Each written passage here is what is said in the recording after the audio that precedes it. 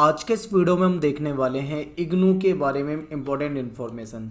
तो देखिए, इग्नू से रिलेटेड कई सारे क्वेश्चन होते हैं बच्चों के दिमाग में। तो आज इस वीडियो में मैं कुछ आपको बेसिक बताने वाला हूं और हम पूरी एक सीरीज़ लेकर आए हैं इग्नू की, जिसमें एक एक इंडिविजुअल टॉपिक पर एक एक सेपरेट वीडियो आएगी।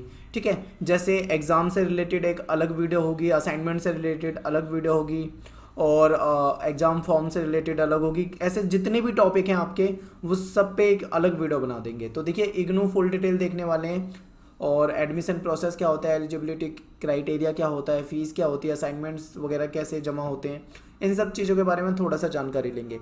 तो सबसे पहले मैं आपको इग्नू के बारे में कुछ भी बताने से पहले आपको इग्नू के बारे में थोड़ी सी इन्फॉर्मेशन दे देता हूँ कि इग्नू का पूरा नाम होता है Indira Gandhi national open university. ठीक है, शॉर्ट में इसको इग्नू कहते हैं। और ये जो इग्नू की स्थापना हुई थी ये 1985 में पार्लियामेंट यानी हमारी जो संसद है, संसद में एक एक्ट के तहत की गई थी। और इसका उद्देश्य ये था कि मतलब एजुकेशन को वहाँ तक पहुँचाना, जैसे कि गांव के दूर दराज इलाकों तक, ठीक है, पूरे देश में। और दूसरा एक उद्देश्य ये था कि जो वर्किंग हैं, यानी कि ऐसे हैं जो जॉब में हैं या फिर कोई काम करते हैं, नहीं पढ़ाई कर पाते अपनी, तो वो ओपन के जरिए इग्नू के माध्यम से अपनी पढ़ाई कर सकते हैं। और इग्नू जो है वो पूरे देश के लेवल पे, ठीक है, पूरे देश में आप कहीं पे भी हो, आपको हर जगह इग्नू के रीजनल सेंटर और स्टडी सेंटर और आपको सारी सुविधाएं उपलब्ध हो जाती हैं। तो ये था इग्नू का। और आपको ये डिस्टेंस से बहुत सारे कोर्स करा देती है इग्नू। स्टार्टिंग में इसमें 4528 के करीब स्टूडेंट थे जब कभी स्टार्ट हुआ था 1985 के बाद। लेकिन आज के समय में पूरे देश और विदेश से इसमें 3 मिलियन से ज़्यादा स्टूडेंट जो हैं पढ़ते हैं इग्नू के जरिए। इग्नू जो है आपको कई तरह के कोर्स करवाता है। ये सर्टिफिकेट कोर्स भी करवाता है, डिप्लोमा कोर्स भी करवाता है, डिग्री कोर्स भी करवाता है, और जो डॉक्टरल प्रोग्राम्स होते हैं वो वाले कोर्स भी आपको यहाँ पे हो जाते हैं। ठीक है, तो ये इग्नू की कुछ खास बात है। इग्नू जो है पूरे देश की सबसे बड़ी ओपन यूनिवर्सिटी है, जो आपको सबसे ज़्यादा कोर्स कराती है वो इग्नू है। ठीक है, और देश की ही नहीं, आप इसे ये भी समझ लीजिए कि पूरे एशिया में सबसे बड़ी अगर कोई ओपन यूनिवर्सिटी का नाम हम लें तो उसमें इग्नू का नाम आता है। ठीक है, क्योंकि बहुत सारे कोर्स इग्नू के जरिए कराए जाते हैं। अब इग्नू में क्या बेस्ट है, कुछ अच्छे इसके फीचर की बात करें तो क्या सही लगता है इसके अंदर मुझे, मैं आपको कुछ बताता हूँ। जैसे देखिए, यहाँ पे साल में 2 सेशन होते हैं, यानी कि एक साल में 2 सेशन। एक तो आपका जुलाई सेशन होता है, ठीक है, दूसरा आपका दिसंबर सेशन होता है, जिसको आप जनवरी सेशन भी कह सकते हो। ये इसके 2 सेशन होते हैं। 2 सेशन का मतलब क्या है, आप जुलाई वाले सेशन में एडमिशन ले सकते हो। अगर मान लो आप जुलाई वाले सेशन में एडमिशन नहीं ले पाए हो तो आप चाहो तो दिसंबर वाले दूसरे सेशन में भी एडमिशन ले सकते हो। जबकि ज़्यादातर जो देश की यूनिवर्सिटी होती हैं वो साल में केवल एक बार एडमिशन करती हैं पूरे साल में, बट इग्नू जो है साल में 2 बार एडमिशन करता है। तो ये एक बेहतर आप इसका फीचर कह सकते हो। दूसरा क्या है, जैसे मान लो कई स्टूडेंट जो एसओएल और इग्नू को कंपेयर करते हैं, तो आप इग्नू और एसओएल का कंपेयर बिल्कुल भी ना करें, क्योंकि एसओएल इग्नू के अगर इग्नू से कंपेयर करोगे तो इग्नू उससे कहीं ज़्यादा आगे आपको मिलेगा। ठीक है, जैसे कि असाइनमेंट्स की अगर हम यहाँ पे बात करते हैं तो असाइनमेंट्स इसमें इग्नू में लिए जाते हैं।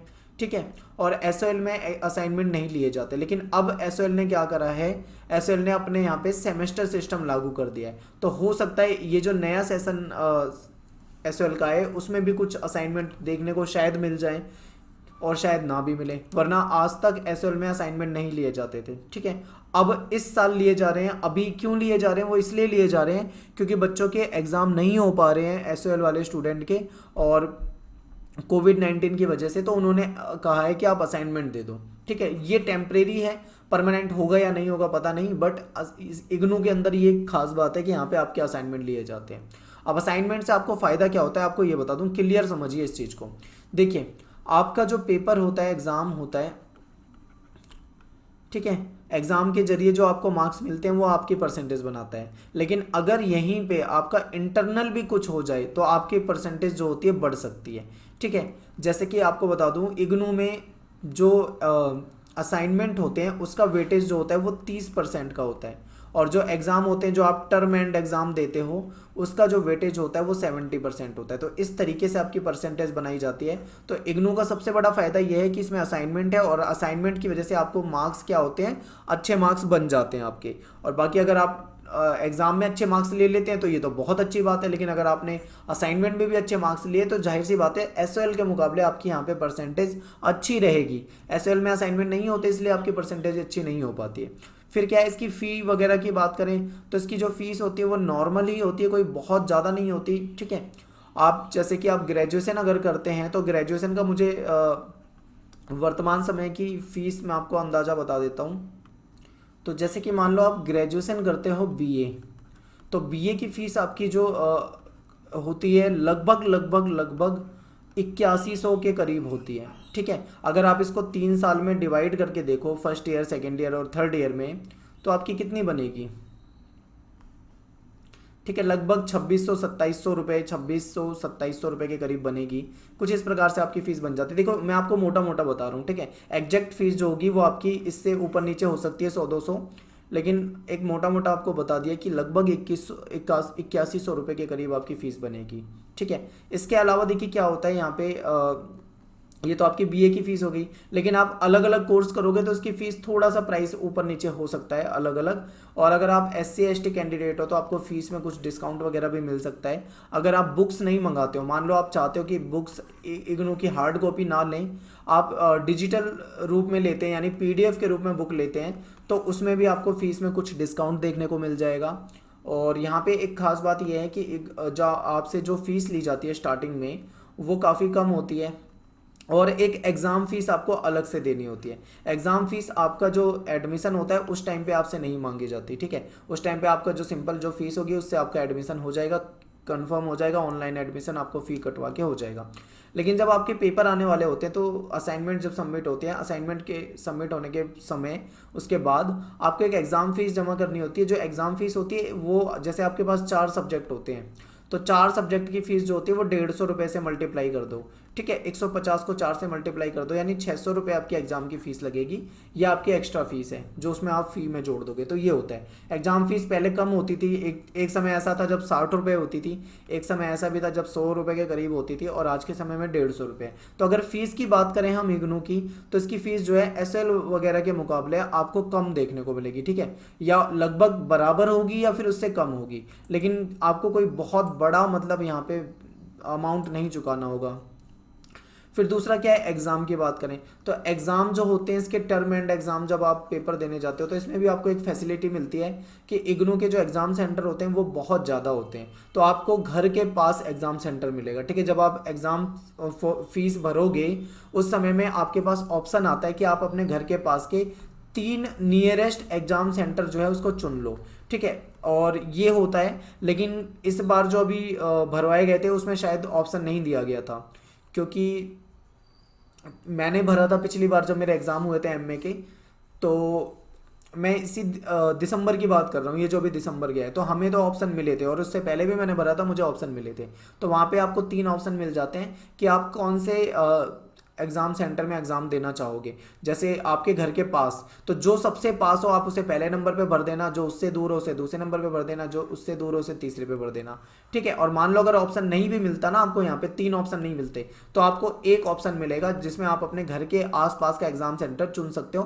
तो आपको इतनी बेहतर फैसिलिटी मिलती है, और एग्ज़ाम सेंटर आपके घर से ज़्यादा 7-8-10 किलोमीटर के अंदर अंदर हो जाएगा अगर आप दिल्ली वगैरह में रहते हो तो। ठीक है, मतलब इतना नज़दीक आप समझ लो, आपको बहुत दूर नहीं जाना पड़ेगा एग्ज़ाम के लिए। और इसकी जो क्लासें होती हैं वो आपके जो स्टडी सेंटर होता है वहाँ पे आप उसकी क्लास ले सकते हो। संडे या सैटरडे वगैरह जो भी इनकी क्लास होती होगी आप उस समय में क्लास ले सकते हो अगर चाहो तो। ठीक है, तो ये इसके कुछ बेस्ट फीचर थे जो मैंने आपको यहाँ पे बताए हैं।